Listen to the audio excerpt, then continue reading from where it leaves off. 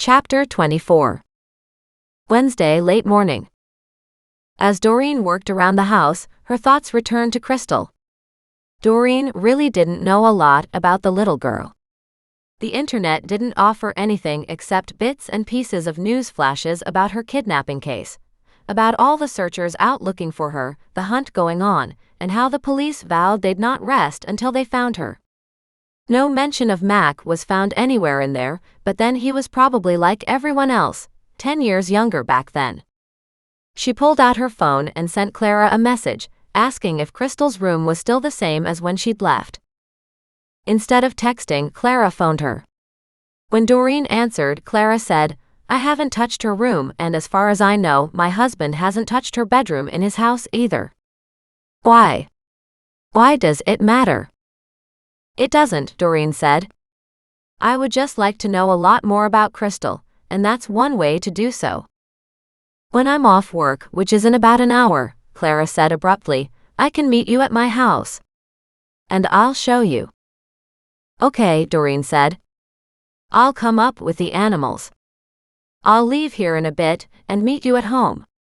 With that, she hung up, glanced around her house and considered that maybe instead of walking with the animals, she should drive there and go shopping afterward, like she had already told Mac she would do, and then come home to put away the perishable foods.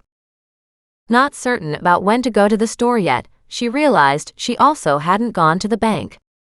That put a little spark into her feet as she hopped up, grabbed her purse, and locked the animals inside. In her car, she pulled into the cul-de-sac and drove to the bank. She hadn't been to a bank very often. She usually dealt with investors, and they had very different offices. When she walked in, one of the tellers looked up and smiled. "May I help you?" Relieved, Doreen pulled out the large stack of cash from her purse and handed it over. And then, finding her bank card, she handed it over too. She watched the process anxiously, but it didn't seem to take anything at all to accomplish this. The woman asked, "Do you need any cash?" "No," Doreen said. "I have lots with me." She opened her wallet wider to show her the stash of cash she still had.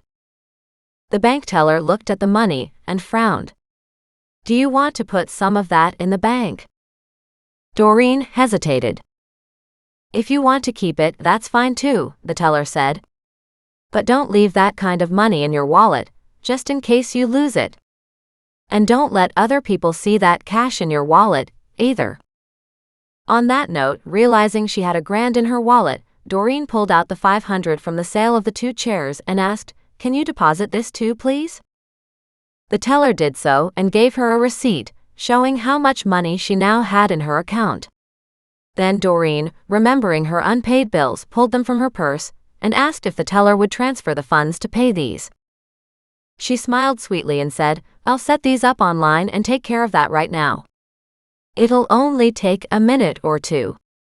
Then you should be able to make next month's payment from your home computer." Doreen wasn't sure how to do that yet, and she didn't want to ask Mac about it and get laughed at again, but she felt certain she could find instructions somewhere on YouTube. "Okay, you're all set. At least for these 2 bills. As you get other bills, just add them into your bank account information online, as people or utilities or loans or whatever to be paid. Thank you so much." Doreen turned and exited the bank. Relieved and feeling quite proud of herself, Doreen looked at the receipt, smiling at the $3,500 in her bank account. Man, that's a heck of a lot of money all of a sudden. Especially for somebody who's starving. Speaking of which, she was off to the grocery store next. As she walked into the store, pushing her cart ahead of her, she glanced around. Many times when she'd been here, she had seen people she knew, and sometimes they were helpful to her cold cases work. She really didn't know who she was supposed to talk to in this case though, but still that weird suspicion remained in the back of her mind. She had no reason for this to be her primary theory, but she was desperate for it to be right. What if Crystal was alive? Why would she have not tried to contact her mother? Or her father? The first thoughts that came up were either she didn't want to or she couldn't.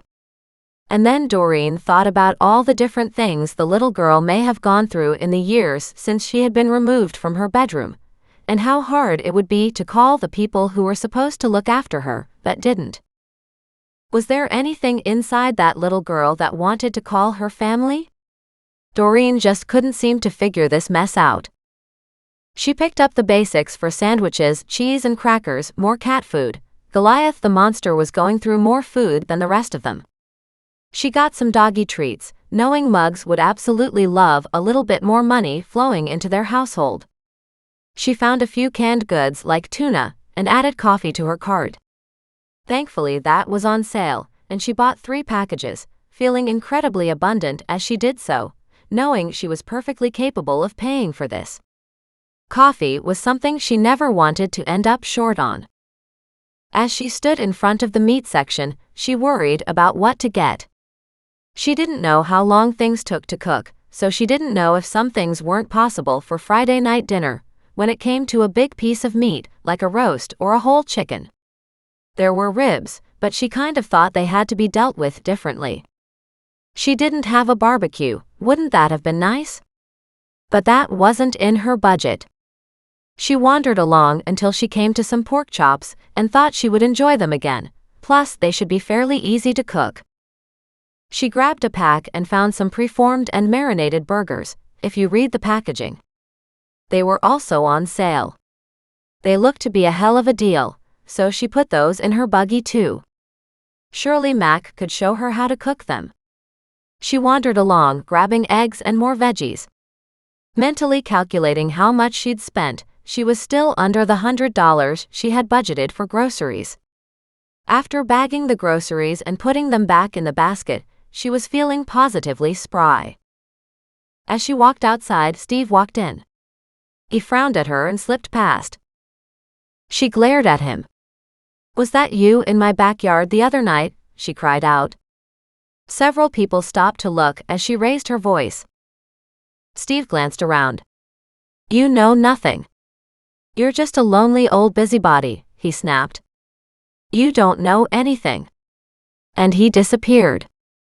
She frowned, not really liking the man at all, but didn't have any reason to call the cops on him. Just because he'd been in her backyard wasn't a criminal offense. It was probably trespassing, but she could hardly get Mac to do something about that, when much more important issues were ahead of them. There was just something about Steve. Something she didn't like. Something that was off. She turned back to see him standing there, glaring at her. With a bright smile, she waved at him. No way she would show him that she was unnerved by his presence. Much better that he be nervous of her, and what she was up to.